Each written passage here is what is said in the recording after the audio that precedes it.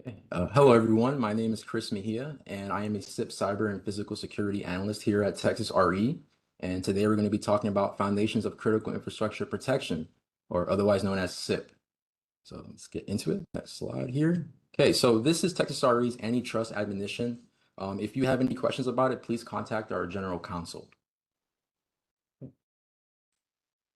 Okay, so critical infrastructure sectors. So the Department of Homeland Security calls out 16 of these critical infrastructure sectors. We will fall within energy, and within energy, you can kind of have little subsectors. There are 3 of those oil, gas, and electricity, and obviously we fall within electricity. Another little tidbit there is that of all the 16 critical infrastructure sectors, 15 of them depend upon energy. So that should goes to show how important it is that we do have a highly reliable bulk electric system and along with the bulk power system. So I mentioned the bulk electric system, the BES for short. So here we have a high-level diagram of kind of the process of how the bulk electric system works, of a flow chart in a way.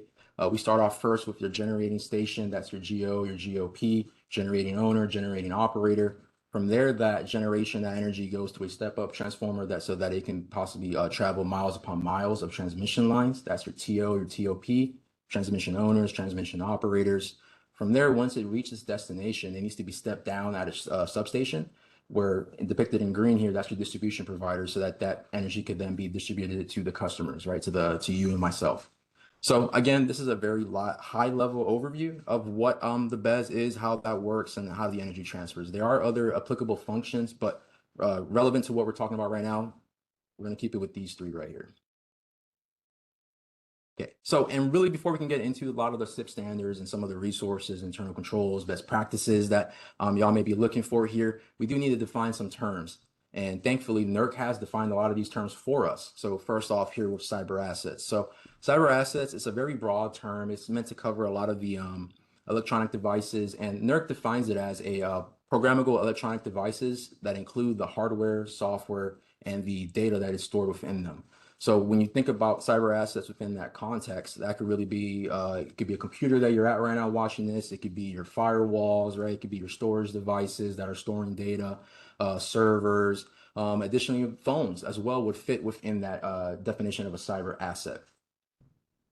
Okay, so, and then we'll talk a little bit about some of the associated cyber assets. So like I mentioned previously, cyber assets is a very broad, kind of an umbrella term. There are other a little bit more detailed, more in-depth filtered assets as well here, so we'll cover some of them here. Additionally, we have protected cyber assets, or PCAs for short. These are called protected cyber assets because of they are similar to BES cyber assets in the sense that they sit within the same network as a BES cyber asset, or sit behind the same electronic security perimeter, or your ESP, with that BES cyber asset. And I know BES cyber asset is on the screen right now, but I'll explain that here in the next slide. But we have protected cyber assets. So that, again, could be file servers, LAN switches, as you see, printers, right? So it could really be anything, just as long as the only distinction between that and a BCA, BES cyber asset, is that it sits in that same network. Next, we have your electronic access control or monitoring systems. These are your ECMs. The best example I could have for this is a firewall. Right, so firewalls, they are usually performing that electronic access control portion, right? They're restricting access either based on source and destination, or zones, or IP addresses. However, you are restricting access, that inbound, outbound access through that firewall. That's that electronic access control portion. But additionally, these next-gen firewalls that are available today, they can also perform monitoring systems functionality as well. So some of these firewalls can do the same function as an intrusion detection system or an intrusion prevention system, right? So they are monitoring that traffic, even preventing malicious code from entering your network. So that's an example of a firewall, the ECMs. Next, we have your physical access control systems, or PACs for short. So I have up there an example of badge control systems. So if you're going into a building that requires a key card that you swipe on a little badge control system outside of that building, that would meet the definition of a PACS, right? That little system that's controlling access to get into your building. That's the physical access control portion of it. So these are just some examples of what an associate cyber asset, or additionally a cyber asset, would fit in as well. So now we're going to talk about a BES cyber asset. Excuse me. So I mentioned this previously in the previous slide, right, in relation to PCA. But the main difference between a best cyber asset and some of the other assets that we spoke about is the fact that NERC defines a best cyber asset as a cyber asset that if it's made unavailable or misused within 15 minutes of its required operation would affect the reliable operation of the BES. So what that basically means, for example, I have human machine interface workstations up here. So those are basically computers within a control center that control operator would use to control the bulk electric system.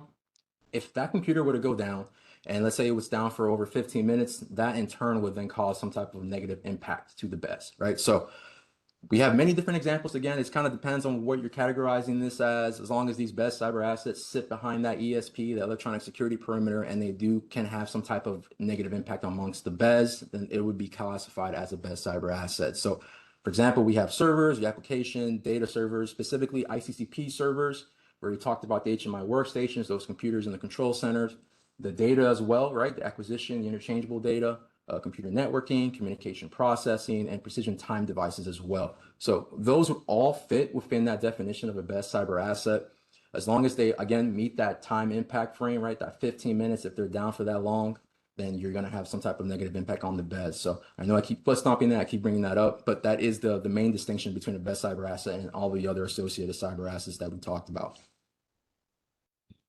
Okay, so now we're going to get to the CIP standards. So I know there are a lot of CIP standards on here. These are all of them that are applicable, but we're not going to go too in depth with them. That could really take a lot of time that we just don't have right now, but I am going to give you a little high level overview of each one of these. Additionally, these are all hyperlinked as well. If you would like to go ahead and click on them and get to the official NERC documentation for these CIP standards. Additionally, TechSRE, we also do outreach on these. We've done plenty of outreach on each of one of these standards. If you're part of the ERCOT CIPWIG, TechSRE has been doing little short form presentations on them as well in relation to the CMEP IP and the requirement and standards that they call out within that documentation. And now, so if you don't know what the CIPWIG is or what the CMEP IP is, don't worry, we will cover that later in the presentation. But for right now, we're going to talk about these standards. So firstly, here we have CIP2, right? That's your categorization of your low, medium, high impact size, categorization of your assets, cyber assets. CIP3, in relation to requirement 2, that's we kind of call it a CIP light requirement that's applicable to low impact sites. CIP4 is the training of your personnel, the controlling access management for those personnel. CIP5 is your electronic access control, right? That's your controlling interactive remote access, controlling vendor remote access. CIP6 is your physical security, having a physical security plan and implementing that plan, right? Having a defined physical security perimeter of a PSP. CIP7 is having those operational, technical, procedural documentation requirements in regards to system security, patches and so on. CIP8 is your incident response plan. That's making sure you have an incident response plan and that you are testing it, you have roles and responsibilities for it, and making sure that you are notifying the proper people in case of you do experience a reportable cybersecurity event. CIP9 is similar to CIP8 in the sense that you have to have a recovery plan, and then you have to be able to test that recovery plan as well. CIP10 is your configuration change management plan, right? Baseline any changes that deviates from a patch that you are applying to a cyber asset, you got to baseline that. CIP11 is BCSI, being able to identify BCSI and being able to protect the BCSI. CIP12 is that communication path between control centers, right? The transmission of real-time assessment, real-time data, and adding protections to that. How are you protecting that communication between the two control centers? CIP13 is your supply chain risk management. Ensuring that you are doing vulnerability assessments on these vendors, and not only on the vendors, but also any new procurements from that vendor. So those products and services. And CIP14 is physical security for those transmission stations, transmission substations that if they were to experience some type of physical security event, that would then in turn cause some type of cascading effect on the bulk electric system, right? Making sure that you are covering those vulnerabilities, any gaps in your physical security plan. So that was pretty quick rundown of all those CIP standards, just to kind of give you a refresher. Again, these are all hyperlinked. These are all on the NERC website. They all take you straight to the official documentation for each of these CIP standards that are applicable at this time. Additionally, I did link the compliance guidance website. This is a kind of a one-stop shop. It has all these CIP standards on there as well. It has all the previous and active standards, and it has any of the future standards that are subject to enforcement at a later date. And we'll talk a little bit more about that later in the presentation, a little bit more in depth. Additionally, I have the NERC glossary of terms, right? So I did mention earlier that a lot of those cyber assets, best cyber assets, are NERC defined terms. Those are within the glossary of terms. NERC has done a great job for us of putting that all in location. Personally, I always have that documentation open and bookmarked just because a lot of these SIP standards, they do have some of these terms within them that, and it kind of like a little bit of a hint. If you see a word or a couple words that are capitalized within a documentation that maybe in a spot where it shouldn't be capitalized, that's kind of giving you a hint that that's a NERC defined term. So again, glossary terms, always keep that open. A good example of why to keep that open is, let's say you're doing CIP 8 and you are testing your incident response plan. You have to test it on a reportable cybersecurity incident. Well, NERC has that term, reportable cybersecurity incident, defined, right? So you don't necessarily, let's say you don't necessarily know what would qualify as a reportable cybersecurity incident. Well, that is defined within the NERC glossary terms, and they have examples of what would meet that requirement, would meet that definition. So that's just a little bit example of what that could help you out with. So yeah, so we're going to go ahead and get to the next slide here. Okay, so we defined some terms. We talked about the CIP standards. Now we need to talk about some of the opportunities that we've seen here at TechSRE with in the engagements for some of these standards. So first we have CIP 5, CIP 7, and CIP 10, which in my opinion are some of the more difficult, more technical standards that are a little bit harder to implement, right? So for example, CIP 7 R2, it talks about evaluating your security patches once every 35 calendar days, right? So that can kind of get a little bit convoluted. You have a lot of cyber assets that are constantly being patched. So a good way to ensure that you aren't missing those patches, that you're not missing that process of evaluating it, is to have good internal controls. Maybe a calendar notification system, something to help you out, keep track of that to make sure you're on time with those deadlines. CIP 10 as well, you have to review those security patches every 35 calendar days as well. You have to make sure that you are verifying the identity, the integrity of some of these security patches. And CIP 5 is to do with remote access. Let's say you have a vendor who is remoting in. You got to ensure that that pathway is protected, that they're not getting direct access into your electronic security perimeter, that there is some type of middleman, a jump host, or an intermediate system that prevents initial access into your internal network. And the reason I call these out is just because the best way for a bad actor to gain access to your internal network is through remote connectivity, right? So CIP 5 has to deal with remote connectivity. So that's just something to keep in mind. Ensure that you are you don't have any permissive rules within your electronic access controls. Next, we have CIP 11, and in regards to BCSI, right? Your confidential information, making sure you are protecting it. And a lot of other things that can go with that is the training of your personnel, making sure that they do know how to identify BCSI. And maybe take a little bit step further is to ensure, does that employee, are they supposed to have access to that BCSI? Some things we've seen are maybe not necessarily being able to identify the correct BCSI and maybe not revoking BCSI access on time if that employee has since been offboarded, or providing BCSI authorization when they are being onboarded. So just some things to keep in mind as well there. And finally, we have CIP 13, which is supply chain risk management. Some things we've seen is maybe your process says you're going to do a risk assessment on a vendor. We're not necessarily seeing that risk assessment being done. All right, we're not seeing it being done on any new procurements. So that's just something to keep in mind. Let's say you do have a prior agreement with that vendor, which is fine, right? The CIP standard doesn't say that you're not supposed to, you don't have to renegotiate, but you do have to do a risk assessment on those future procurements you may have, on those products and services that you may procure from that vendor. So just make sure, really the main thing is ensuring that you have good internal controls for each of these standards and that you are following your process. Whatever you say you're going to do, we need to be able to see that you are doing it.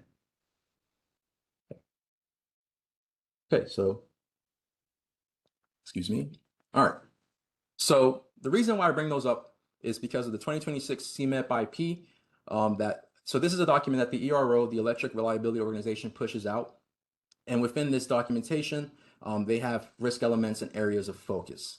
And real quick, let me just define what CIP IP is. So CIP, it just means Compliance Monitoring and Enforcement Program. And you can look at that as us, the entities, the regional entities, the auditors. And IP just means implementation plan. So this is a plan that they push out where they cover risk elements, areas of focus within those risk elements. So as you can see here, these three are risk elements that they've highlighted. So the first here we have remote connectivity, and it's pretty obvious, as you can tell, the areas of focus within that are CIP 5, requirement 2, requirement 3 has to deal with interactive remote access, vendor access. CIP 3 as well for the low impact sites, that's section 3 document portion, electronic access control. Section 6 has to deal with vendor electronic access as well. And then CIP 12, that communication between control centers again, controlling, protecting that pathway and making sure that there isn't any man in the middle listening in and stealing that information. So they call this out again because of the best way to gain access into your internal network, like I mentioned previously, is through remote connectivity. So they've seen heightened risk of this, and they want to call this out. And we want to make sure that you are have the proper protections in place for remote connectivity. Secondly, we have supply chain. So for the areas of focus, pretty obvious again, you think of CIP 13 requirement 1, supply chain. So that's something they call out. You want to ensure that you are performing those vulnerability assessments, those risk assessments. Secondly, they have CIP 13, CIP 10 as well. Some of them a little bit more not obvious ones. You think of as CIP 10 requirement 1 and CIP 7 requirement 2. CIP 10 requirement 1 requires that you do you verify the identity and integrity of these security software patches that you are receiving from these vendors, right? Ensuring that they are coming from a reputable source, that you are performing assessments on them, ensuring that once you do apply this patch to your baseline, that it's not going to have some type of cascading effect and affect maybe other standards that could be applicable to that.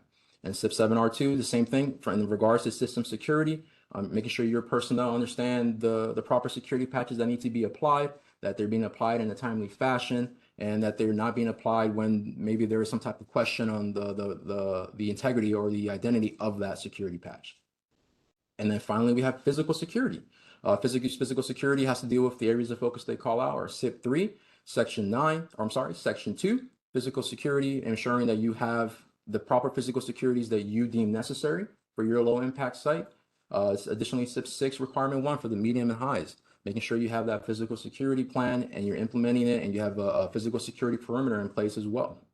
And then finally, CIP 14, requirement 4, requirement 5 for those transmission stations, transmission substations, making sure that you are up to date on current events. If you see it, maybe there's a facility who's experienced some type of physical security incident, maybe you can learn from that. Maybe there's a similar facility to yours. See if there's any vulnerabilities, any gaps in your physical security, make sure that you are looking up for fixes for that, make sure you're applying all those knowledge that came from that event, right? So make sure it doesn't happen to you. Okay. And next we have some threats, right? So CISA.gov, CISA is the Cybersecurity Infrastructure Security Agency. They're an organization that they kind of gather a lot of these current events, a lot of these threats that have occurred in the real world in real time. So I have a couple up here that have just happened recently within the past year.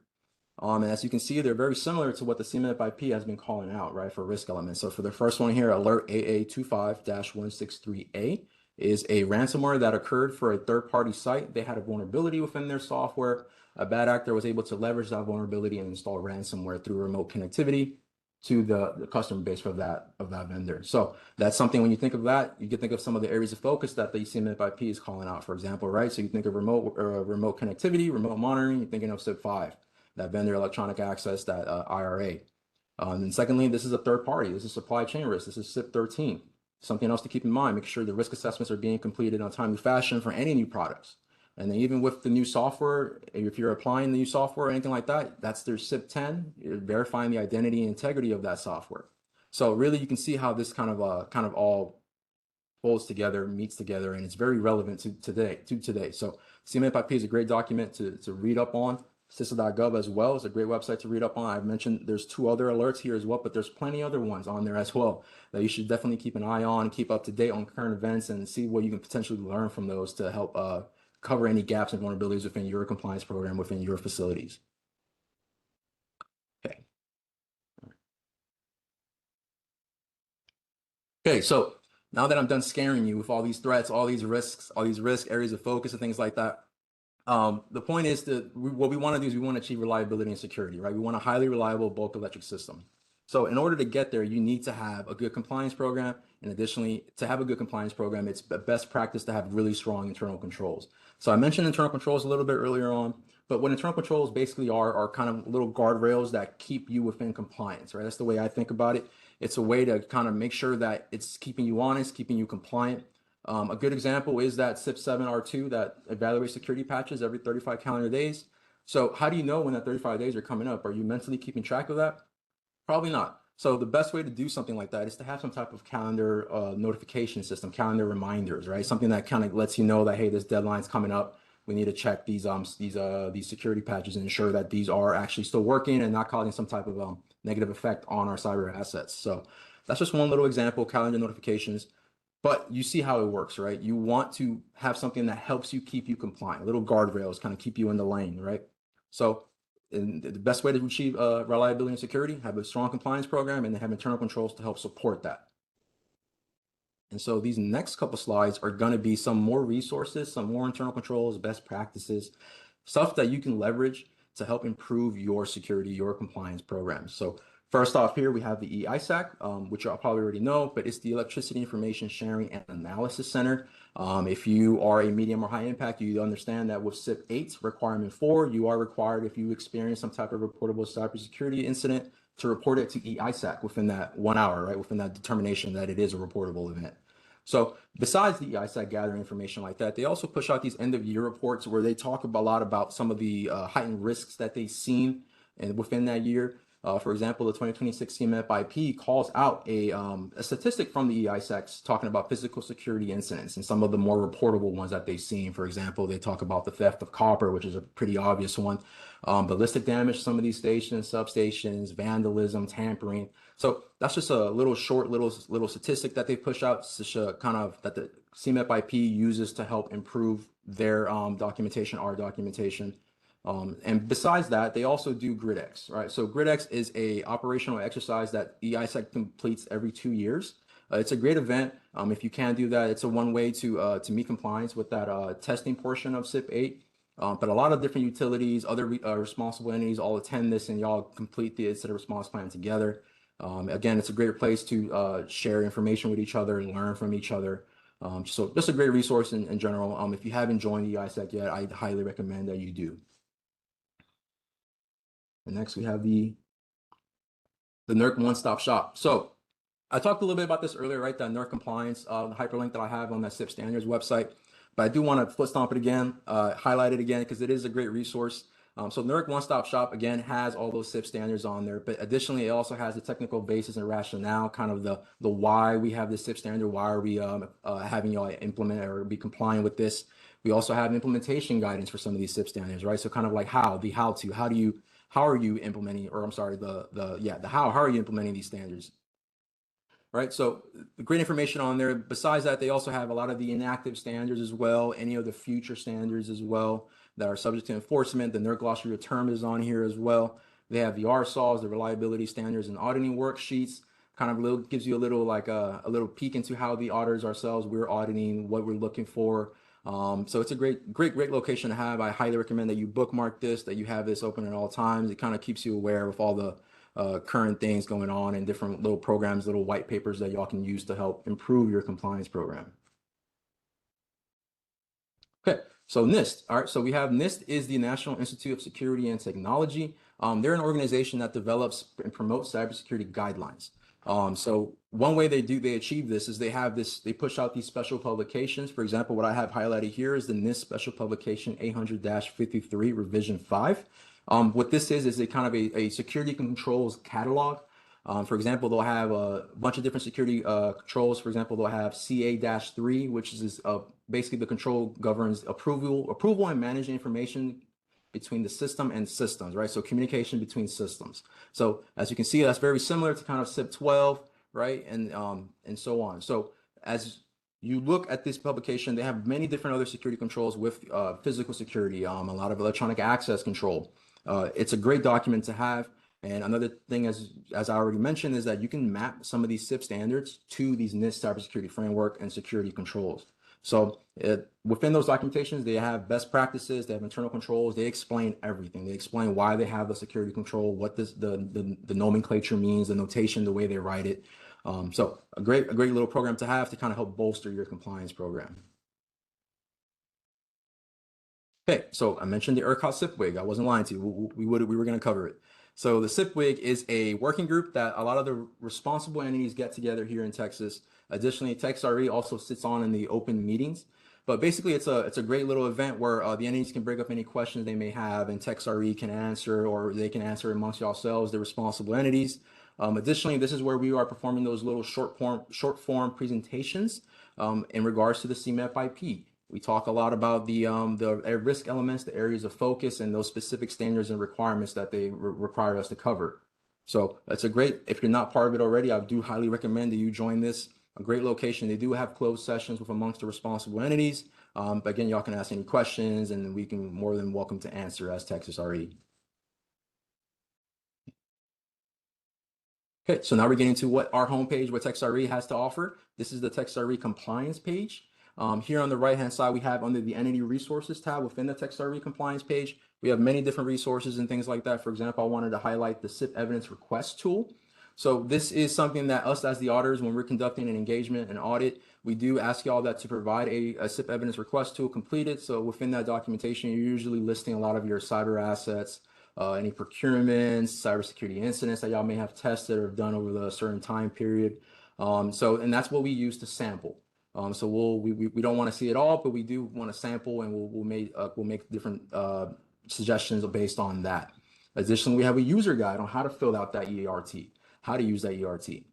We also have the engagement common questions. The engagement common questions kind of gives you a peek into how we're asking our questions, what questions we're asking, depending on the standard for both CIP and OMP, and why we're asking those questions, right? And a lot of times within that spreadsheet, we have it mapped to certain NIST cybersecurity frameworks as well, back to NIST security controls, and we show how those CIP standards are mapped to those NIST security controls. So great information on there. There's plenty there that I haven't mentioned, but I do highly recommend you check out the TexRE compliance page under Entity Resources. Okay, just a second. Okay, and so finally we have the resource hub. So this is on our webpage as well. At the top right, you have a resource hub that you can click on. And then additionally, what I have here specifically highlighted is under cybersecurity. And so I did star some of the things I would like to kind of highlight to kind of give you a little bit more emphasis on. So first, we have the CISA incident reporting system. Talked a little bit about the EISAC reporting system, but CISA as well has their own reporting system. If you would like to report to them as well, just to kind of spread awareness and knowledge to kind of help prevent it from happening to someone else, that's a great resource to use. And then additionally, we have the DOE-417 form. Secondly, right under that, that is another form as well to report a cybersecurity incident, just to help raise more awareness, to help your peers and make sure that this is not a continuing issue. Finally, we have documents and templates, but that's a link that takes you to the FedRAMP website. FedRAMP is an organization that audits cloud service providers against the NIST cybersecurity framework. So they ensure that those cloud service providers are compliant with NIST. That's super relevant to today, especially considering that people are more entities are moving towards storing BCSI in the cloud or just using cloud service providers in general. So if there's something you're thinking about wanting to do, maybe check out their website and see how they're doing. And then finally here at the end, we have the MITRE attack matrices. Excuse me. So basically what MITRE attack is, it's a knowledge base that documents real-world adversary tactics, techniques, and procedures. So it's a big old database that contains a lot of the different type of incidents and attacks that they've seen, a lot of the malware, different types of malware, ransomware that has occurred in real life. And they show a lot of the mitigation ways that you can implement for that. Not only does it work for like at an enterprise level, they also have the malware and viruses that they've seen at a mobile level, right? For your cellular devices, because that is an ongoing thing as well. That is something that can definitely be affected, and bad actors can leverage that to gain access to your internal network. So again, these are just some of the little helpful links that we think that I could best leverage your improve your compliance program. So definitely some things to keep in mind. Okay, so finally, I do want to say we are all in this together, right? We are the ERO, the Electric Reliability Organization. We work together. Our main goal is to achieve a highly reliable and secure bulk power system. We're not out here to get you. We're here at TexRE. We want to help you improve your process. We want to help you improve your compliance program. So that's why we do these outreaches. We want to make sure these little trainings that you guys are getting all the information that you need. We're trying to improve. We want to have a highly reliable and secure bulk power system for Texas, for the grid. And not just us, but CERC, NPCC, MRO, WEC, RF, all of us. That's what we want to achieve. We want a highly reliable and secure bulk power system. Okay. Shoot. Hey, sorry about that. But additionally, if you have any questions regarding compliance, please contact our compliance email for additional help. And thank you for listening.